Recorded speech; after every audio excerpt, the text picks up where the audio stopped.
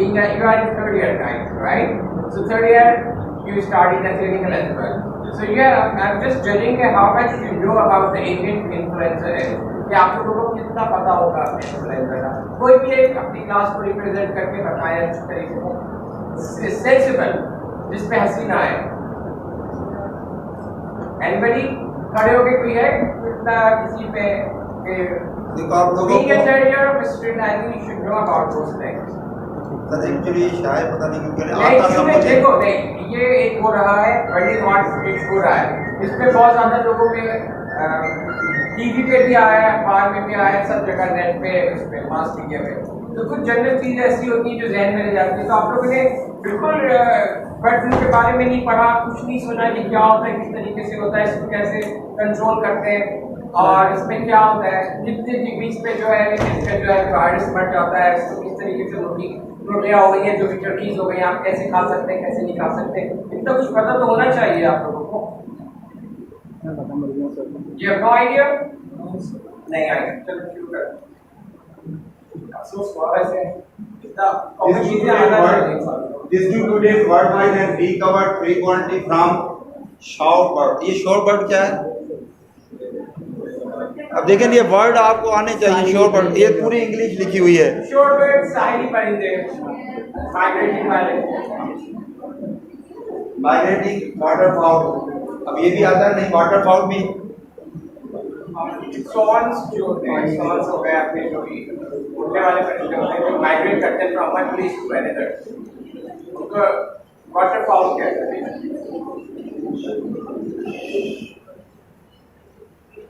Occasionally recovered from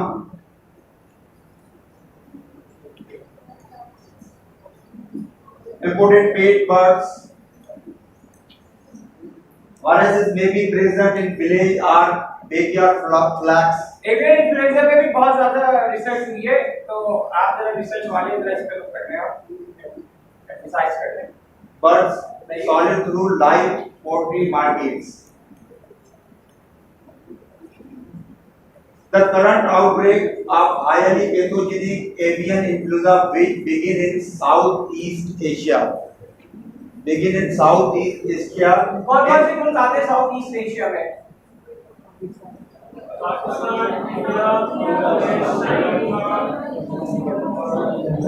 China, Taiwan, Hong Kong. At least ये चीजें पता होनी चाहिए कि साउथ ईस्ट एशिया कौन सा है, साउथ वेस्ट एशिया कौन सा है, मेडिटेरेनियन रीजन कौन सा है, साउथ एशिया पैसिफिक कौन सा है. सर आप इतना हंस रहे हैं, इतना बैठ के जैसे पता है आपकी कोई रोमांटिक क्लास हो रही है, आपको इतना मजा आ रहा है. सर आप मुझे बता दो एपिडेमियोलॉजी क्या होती है. What do you understand by epidemiology? Epidemiology का मतलब क्या होता है? चेहरा नहीं छुपाएं आप गाली वाले के आगे, आपसे बोल रहा हूँ. आप एपिडेमियोलॉजी की वो बता दीजिए डेफिनेशन. मैं आपसे बात कर रहा हूँ. Epidemiology, what do you mean by epidemiology? हम एपिडेमियोलॉजी का क्या किस तरीके से उसकी एग्जांपल देते हैं, बताइए. एपिडेमियोलॉजी की डेफिनेशन बताइए. अब अभी थर्ड ईयर में मुझे यकीन नहीं आ रहा है यार, आपको फटाफट चेक करना पड़ेगा कि आप इस क्लास के हैं कि नहीं थर्ड ईयर के. आपको एपिडेमियोलॉजी का मतलब नहीं पता, इतनी नॉर्मल सी चीज का, और उस पे से आप हंस के बैठे हुए और कर रहे हैं. ऐसे बैठते हैं क्लास में? अगर आप इतने इंफॉर्मेटिव होते, इतने ब्राइट स्टूडेंट होते तो मतलब ये हरकतें करते, आप पे सूट भी करती है. आपसे तीसरी दफा मैंने पूछा है, यू डोंट नो एनीथिंग, इस पे से आपने ये मतलब की सही कर लीजिए. ये ना हो कि फिर थर्ड ईयर में भी जो सब किया, फोर्थ ईयर में भी वो सब किया, फिर फोर्थ ईयर में मसला हो जाएगा क्योंकि आप आएंगे तो हमारे पास ही ना सारे रिसर्च प्रोजेक्ट लेके और ये सब चीजें, फिर चेहरे तो भूलते नहीं है. फोर्थ ईयर में पकड़ लेंगे आपको. ऐसी ट्राई करूंगा मैं, आपको सही बता रहा हूँ. आपके रिसर्च प्रोजेक्ट पे और उन चीजों पे ये नहीं होगा. फिर आप प्लीज सेंसिबल हो जाइए प्लीज. और थोड़ा अपनी अगर आपको किस्मत है कि आपको यहाँ से दाखिला मिला है तो थोड़ा सा सीरियस होकर पढ़िए ये चीजें. कम से कम जाके आप ऐसे चुपचाप बैठे रहेंगे तो बेइज्जती हम लोगों की होगी कि आपको इतना अच्छा पढ़ाया है. आपको कुछ नॉर्मल चीजें, बेसिक चीजें आपको नहीं पता, तो फिर आप उस पर ये बिहेवियर कर रहे हैं. तो please try to be sensible. चलिए अगर कोई ऐसे ब्राइट स्टूडेंट होते वो ये करते तो वो टॉलरेबल होता. Please behave. चलिए. Are the largest and most severe unprepared. never before in the history of this disease have so many countries be simultaneously affected. अब simultaneously affected क्योंकि एक साथ सारे बर्ड affected हो गए थे, resulting in the loss of so many birds. Incidents first detected in 1997 during a poultry outbreak in Hong Kong, China. या आप लोगों ने गौर किया कि हांगकांग में, चाइना में ये सारी डिजीजेस क्यों स्टार्ट होती है? क्योंकि दे हैव नो बाउंड्री, हर चीज खा रहे होते हैं, हर चीज को यूज कर रहे होते हैं, तो उसकी वजह से बहुत सारी चीजें जो इस्लाम में मकरूह की गई हैं हमारे इसका तो नहीं यूज करते, मगर वो लोग सारी चीजें खा रहे होते हैं। इसकी वजह से आप गौर कीजिएगा कि सारे गंदे वायरसेस और जो भी म्यूटेटेड चीजें वो चाइना से ही अराउज होती है। Later on, again re-emerged in China in March 2000. ठीक है, पहले भी वहां से हुआ था, फिर दोबारा ये चीज वहां से ही हुई थी। अब मोड ऑफ ट्रांसमिशन में देख रहे हैं, सारी चीजें ह्यूमन को अफेक्टेड कर रही हैं। पिग्स हो गए, डोमेस्टिक फाउल हो गए, विल्ड एक्वेटिक बर्ड्स। So ये हो गया एक swine flu, the pig one, swine को स्वाइन कहते हैं, ठीक है? ये बर्ड फ्लू, ये हो गया आपका बर्ड फ्लू, ये हो गया आपका एवियन फ्लू, और जो मेन जो अफेक्टेड है humans. So now you understand the cycle of those things। ये तीनों ये इस तरीके से करे जाते हैं, तीनों एक दूसरे से रिलेटेड है जो ह्यूमंस को इम्पैक्ट करते हैं, इंक्लूडिंग कोविड। कोविड भी इनकी एक बिगड़ी हुई शक्ल है, म्यूटेटेड हुई। The incubation period highly variable and range from a few days in individual birds to 2 weeks in the flock. Direct contact with infected bird or surface and object contaminated by their feces. अब prevention में ये क्या कर रहा है? Birds को destroy कर देते हैं, बिल्कुल, डंप कर देते हैं। ये तो चीजें मालूम होंगी आप लोगों को, हैरत आप लोगों ने नहीं सुनी ये बातें। ये जब बर्ड फ्लू हुआ था उसमें मुर्गी की कीमतें कितनी गिर गई थी, और वो किस तरीके से लोग पोल्ट्री फार्म और ये सब चीजें डिस्ट्रॉय कर रहे थे और उनको मार रहे थे। ज़हन में नहीं आप लोगों के लिए तो बताइए ना कि ये क्यों, मतलब ये तो बताना चाहिए आप लोगों को एटलीस्ट। आई शुड नो कि आप लोगों को इस चीज का आइडिया है कि नहीं है, क्योंकि कहते हैं ना कि common sense is very uncommon in common people. तो why you becoming a common people? थोड़ा सा आप लोग लेवल बढ़ा रहे हैं सब, तो उसमें सारी उन्होंने डिस्ट्रॉय कर दी थी, और उसमें जो चिकन का जो कारोबार था पोल्ट्री का वो बिल्कुल तबाह हो चुका था, लोगों ने उनको बहुत खत्म कर दिया था। जबकि ऐसा कुछ था नहीं, क्योंकि 110 या 120 डिग्री फ़ारेनहाइट पे जो आपका टेम्परेचर था उसमें वो ये जो होता है वायरस को मर जाता है, तो इतनी आपको थी नहीं, सारी मिक्स थी। तो ये दिखाया गया कि अमूमन ये प्रिवेंशन में हम ये दिखाते हैं eliminate the virus from birds best but difficult depopulation culling stamping out, यानी उन पर सारों पर किसी भी उससे हमें तबाह करना है। जैसे सिर्फ माइग्रेटरी जो आपके बर्ड्स होते हैं वो उधर से होके नहीं आ रहे होते, मगर जब वो यहाँ आते हैं तो वो बर्ड्स उनके साथ मिलते हैं, तो जिन बर्ड्स में होता है तो उनके साथ मिलते हैं, तो वो भी अफेक्टेड हो जाते हैं। तो इस तरीके से माइग्रेटिंग बर्ड्स को भी डिस्ट्रॉय करना पड़ता है। WHO recommended continue to recommended that travel to affected area should avoid contact with a live animal market and poultry farm and any free ranging or cage food। ठीक है, WHO ने ये कहा था, बैन लगा दिया था कि भाई वहाँ पे नहीं, एक कंट्री से दूसरी कंट्री में जो अफेक्टेड एरिया है वहाँ से नहीं जाएंगे।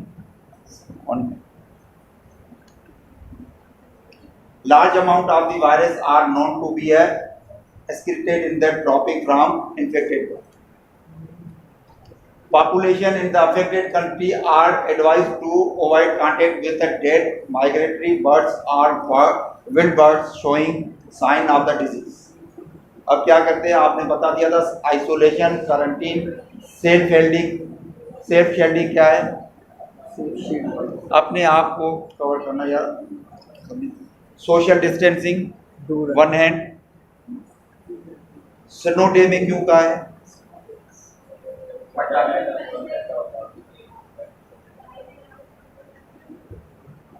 जी जोर से बोले।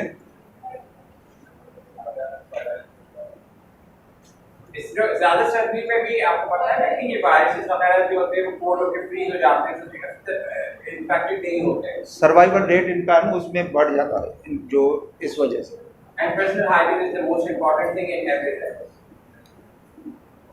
एंटीवायरल भी हम दे रहे होते हैं, वैक्सीन अभी तक कोई नहीं आई है पेंडेमिक की। Vaccine are produce every year for seasonal influenza. Seasonal influenza की है, मैं अभी भी कह रहा हूँ, पेंडेमिक किसी की भी नहीं है। This vaccine will not protect against pandemic influenza. अब पेंडेमिक इन्फ्लुएंजा कोई कहे तो क्या क्या चीज़ें आएंगी, समझ आ जाएगा। बिल्कुल एग्जैक्टली ये चीज़ें याद रखिएगा। ये जो 3 चीज़ें 4 चीज़ें हैं ये ही हैं। और ड्रग्स में हम एंटीवायरल दे रहे होते हैं। स्वाइन फ्लू, ठीक है, स्वाइन फ्लू का एक नेम रखा हुआ था शॉर्ट फॉर्म, जिसे इंडिकेट कर रहे थे H1N1 कर रहे थे, नहीं H1N1 याद है, तो this is the swine flu. Swine flu also known as H1N1। epidemic of swine flu were in 1918 and 1968। Swine flu epidemic was, अब epidemic कब हुआ था इनका, 2009। अब 2009 में कितने डेथ हुई थी पेंडेमिक के दौरान, 14,286। It is respiratory disease outbreak caused by type A influenza virus that cause regular outbreak in a pig. Swine flu virus have been reported to spread from person to person, but in the pets. This transmission was limited and not sustained beyond 3 people. अब ये microscopic picture है इनकी। How to it spread? Spread of this swine influenza A H1N1 virus is throughout the happening in the same way that seasonal flu. बिल्कुल वही है, उसी तरीके से। Flu virus are spread mainly from person to person through coughing or sneezing of the people with influenza. Some people may become infected by touching something with live flu viruses on it and then touching their mouth or nose. अब देखें हर चीज उसी तरीके से फैल रही है, इस वजह से इनको एक साथ रखा हुआ है। और पेंडेमिक इस वजह से क्योंकि ताकि याद रहे, हमने खुद कहा था जब आपके ये बन रहा था टाइम टेबल, तो उसमें हमने कहा था कि पेंडेमिक वाकई में आप लोगों को, हम जब वाई में पूछ रहे थे ना एपिडेमिक